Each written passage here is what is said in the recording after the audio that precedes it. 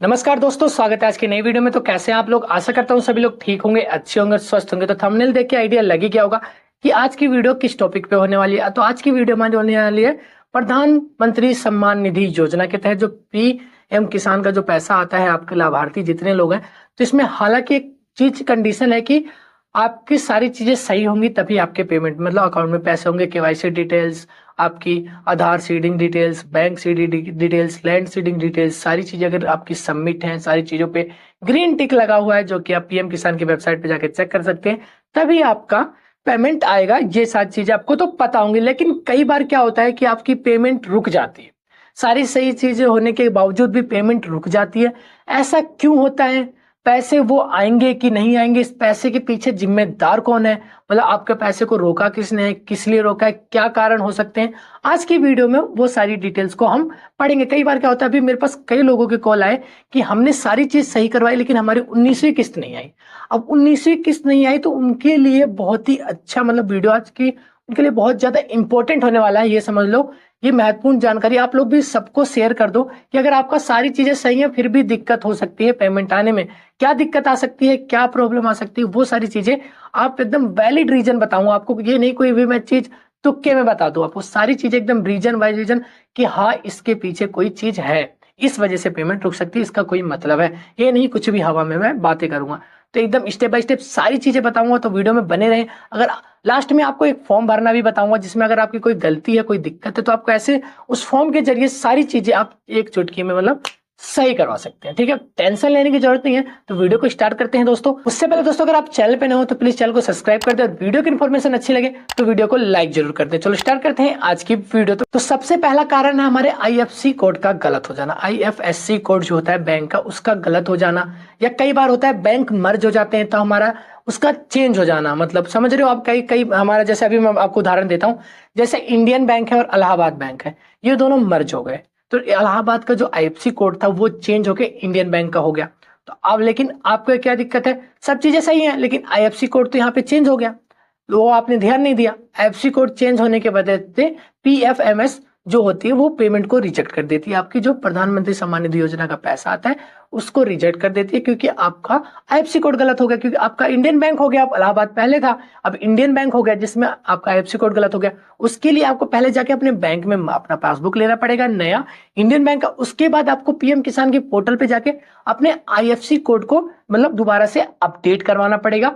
आप अपने फोन से भी कर सकते हो या फिर आप किसी सीएससी सेंटर पे भी जाके करवा सकते हो। पहला कारण है कि आपका आईएफएससी कोड का गलत हो जाना या फिर किसी बैंक द्वारा मर्ज हो जाना, तो वो आईएफएससी कोड आपका चेंज हो जाना। ठीक है, तो ये हो गया पहला वैलिड रीजन कि आपका इस वजह से भी आपका पेमेंट को रिजेक्ट कर दिया जाता है। अगर आपका ये रीजन है तो आप उसको सही करवाइए। उसके बाद आपकी 19वीं किस्त जो 20वीं किस्त के साथ ही आ जाएगी। अभी भी टाइम है 20वीं किस्त में, और उससे पहले ये सारी चीजें अपनी चेक करवा सकते हैं, जानकारी मतलब सही करवा सकते हैं। अगर है दिक्कत तो ठीक है, नहीं दिक्कत है तो बहुत ही बढ़िया बात है, लेकिन एक बार चेक करना, क्रॉस चेक करना बहुत ही ज्यादा जरूरी होता है इन सब चीजों में। अब देखो दूसरा कारण क्या हो, दूसरा कारण हमारा एक वैलिड ये हो सकता है कि हमारे आधार कार्ड से अकाउंट के जो बैंक अकाउंट है उसका मिसमैच नाम होना। जैसे हमने अपने पीएम किसान में जैसे मैंने अपना नाम रखवा दिया वहां पे विशाल कुमार, लेकिन कुछ दिन बाद पता चला मेरे डॉक्यूमेंट मेरे पैन कार्ड में सिर्फ विशाल है, तो मैं अपने आधार कार्ड में जाके सिर्फ विशाल करवा लिया।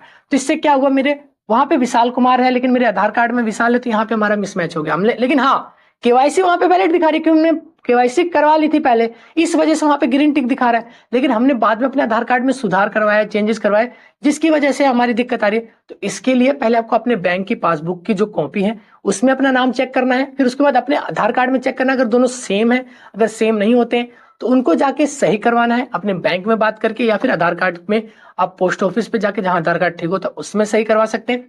उसके बाद सही करवाने के बाद आपको दोबारा से पीएम किसान की वेबसाइट पे जाके अपनी केवाईसी को दोबारा से रीकेवाईसी करनी है। उसके बाद आपका मतलब वहां पे दोबारा से वो पेंडिंग ऑफ विथ अप्रूवल होगा। जब वो अप्रूवल हो जाएगा तो दोबारा से आपकी केवाईसी हो जाएगी आपके एकदम सही नाम के साथ। इसकी वजह से भी आपका पेमेंट रुक सकता है।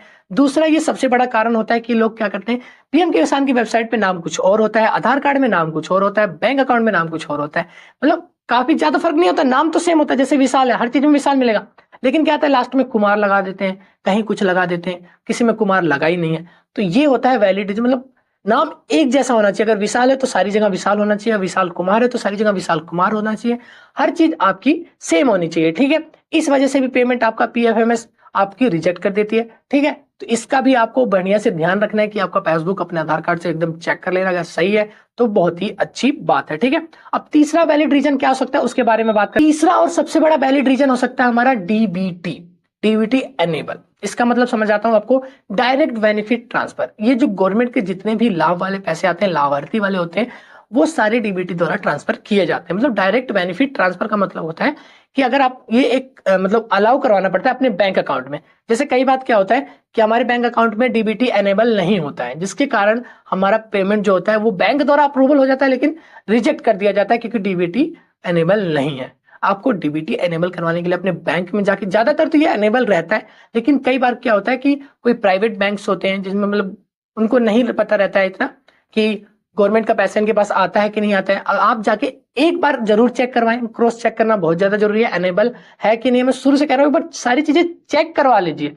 अगर आपको कोई दिक्कत आ रही है, आपकी पेमेंट हर चीज सही होने के बाद भी रुक रही है, तो आपके रीजन क्या है, ये रीजन है जो मैं आपको बता रहा हूँ। 5-6 रीजन बताऊंगा, एकदम सटीक और अच्छे रीजन बताऊंगा, कोई ऐसे हवा में तीर नहीं मारूंगा, एकदम सही रीजन है जो आप एक बार चेक करोगे तो आपको कहीं ना कहीं कोई ना कोई गलती मिलेगी जिसकी वजह से आपका पेमेंट होल्ड हुआ है, रुका हुआ है और आपका पेमेंट इस वजह से नहीं आ रहा है। तो ये थी तीसरी बात कि आपका डीबीटी अनेबल ना होना। आप बैंक में जाकर डीबीटी अनेबल करवा सकते हैं, उसके बाद अपनी पेमेंट को आप वेट करिए 20। अगर आपका अनेबल नहीं था तो अगर अनेबल हो चुका है तो 20वीं किस्त के साथ आपकी जो पहले की किस्त बकाया है, रुकी हुई है, वो सारी किस्तें आ जाएंगी। चौथा क्या होता है, बैंक बदल जाना। कई बार क्या होता है बैंक का अपडेट नहीं करवाते हम। जैसे हमारे पीएमएस जो हमारे पीएम किसान वाला सम्मान निधि योजना का जो पैसा आता है, हम उसमें कोई और बैंक ऐड करवा देते हैं। जैसे मेरे इलाहाबाद में अकाउंट था, मैंने उसको उसमें ऐड करवा रखा है इलाहाबाद अकाउंट को, ठीक है, मेरे पैसे उसमें आएंगे। अब क्या होता है कि मैंने उस बैंक को बंद करवा के किसी और बैंक में अकाउंट खुलवा लिया, ठीक है, और मैंने पीएम किसान की साइट पे उसको अपडेट नहीं करवाया। तो इससे क्या होगा, वो पैसे तो पुराने वाले अकाउंट में जाने होंगे लेकिन वो अकाउंट बंद है। इस वजह से उस पेमेंट को भी रिजेक्ट कर दिया जाएगा, होल्ड पे डाल दिया जाएगा। ऐसा नहीं है कि उसको पैसे को वापस गवर्नमेंट ले लेती, उसको रिजेक्ट कर दिया जाता है। बैंक के पास वो पैसे रहते हैं, आप अगर सही करवाते हो तो ट्रांसफर कर दिया जाता है, अगर जल्दी सही करवाते हो तो उस पैसे को अगली किस्त के साथ ट्रांसफर कर दिया जाता है। तो आपको ये भी चेक कर लेना कि आपने जो उसमें अकाउंट ऐड करवाया है क्या वो सही है, आपके पास वो अकाउंट अवेलेबल है या फिर आपने वो बंद करवा चुके हैं। ये सारी चीजें आपको भी चेक करना। मतलब सबसे बड़ा कारण यही होता है लोगों का, एक तो आधार मिसमैच और दूसरा है कि बैंक को बंद करवा के, मतलब कई बार होता है आपका बैंक ही बंद हो जाता है, आप कोई लेन देन नहीं करते, होल्ड लग जाता है, पेमेंट का कुछ नहीं करते, इस वजह से आपका बैंक भी आपके पैसे को होल्ड कर देता है, या फिर बैंक में कोई केवाईसी करवाने की दिक्कत आती है, आप नहीं करवाते हो, बंद ही पड़ा रहता है। इस वजह से भी आपकी पेमेंट होल्ड कर दी जाती है कि आपने अकाउंट वो वाला ऐड करवा दिया जिसमें आप कोई लेन देन कर ही नहीं रहे हो। तो इसीलिए वैसे अकाउंट को ऐड कराओ जिसमें आप लेन देन कर रहे हो और बढ़िया। और ज्यादातर कोशिश रहे आपको गवर्नमेंट में, मतलब गवर्नमेंट अकाउंट खुलवाने हैं जो गवर्नमेंट अप्रूवल हो। ज्यादा लोग, मैं बताता हूँ, कोई दिक्कत आती है आपको पैसे ट्रांसफर और आने जाने में, तो आप इंडियन पोस्ट बैंक में अपना अकाउंट खुलवाएं, क्योंकि इससे आपके आधार सीडिंग की अगर कोई दिक्कत आती है वो सबसे पहले दूर होती है। क्योंकि जो गवर्नमेंट के बैंक है वो सबसे पहले, गवर्नमेंट ने खुद कह रखा है अगर आपको ये दिक्कत आ रही है तो आप इंडियन पोस्ट बैंक में अपना अकाउंट खुलवाएं, ये दिक्कत आपकी समाधान ठीक हो जाएगा। और लास्ट और सबसे बढ़िया मैं आपको बात बताने वाला हूं कि आपको फॉर्म कौन सा अप्लाई करना है कि जिससे आप अपनी इन सारी झंझटों से दूर हो जाएं। कई बार क्या होता है हम सीएससी सेंटर पे अपना रजिस्ट्रेशन करवा लेते हैं या खुद रजिस्ट्रेशन कर लेते हैं, या लेखपाल द्वारा गलत जानकारी भेज दी जाती है, मतलब आपने जानकारी कुछ और है, मतलब गलती से कुछ और भेज दी गई, उसके वजह से वहां पे आपका जो चीजें गलत चढ़ी हुई हैं उसको भी क्रॉस चेक करना बहुत ज्यादा जरूरी है। अपना अकाउंट डिटेल्स, अपना नाम, अपने घर के पता और क्या नाम है, अपने जो खसरा खतौनी नकल जो दी थी उसकी चीजें के बारे में बात, वो सारी चीजें आपको एक बार क्रॉस चेक कर लेनी है। अगर सारी चीजें सही हैं, नहीं सही हैं, तो आप सीएससी सेंटर पे जाके वहां पे आप अपनी इन सब चीजों को सही करवा सकते हैं। तो दोस्तों आज की वीडियो यहीं समाप्त करता हूं। आशा करता हूं सभी को इन सारे कारणों को समझ में आया होगा कि क्या दिक्कत आ सकती है, वो अपना क्रॉस जरूर चेक करेंगे, कि अपनी सारी चीजें चेक जरूर करेंगे अगर उनकी पेमेंट सब चीज सही होने के बावजूद भी रुकी हुई है। आशा करता हूँ वीडियो में जितनी भी जानकारी दी गई है आप लोगों को समझ में आई होगी। अगर नहीं समझ में आती है तो आप नीचे दिए मेरे कॉन्टैक्ट डिटेल पे मुझे कॉल करके, मुझसे संपर्क करके मुझसे बात कर सकते हैं और अपनी जो भी परेशानी है, कोई भी दिक्कत है, कोई भी क्वेश्चन है, आप मुझसे पूछ सकते हैं या कमेंट में बॉक्स में मुझसे पूछ सकते हैं। तो दोस्तों आज की वीडियो यहीं समाप्त करते हैं, मिलते हैं किसी इंपॉर्टेंट वीडियो में। तो चैनल को जरूर सब्सक्राइब कर देना ताकि ऐसी इंपॉर्टेंट वीडियो आपसे मिस ना हो और दूसरों से भी मिस ना हो, तो इसलिए वीडियो को शेयर कर देना। दोस्तों वीडियो को लाइक करें। जय हिंद दोस्तों, नमस्कार दोस्तों।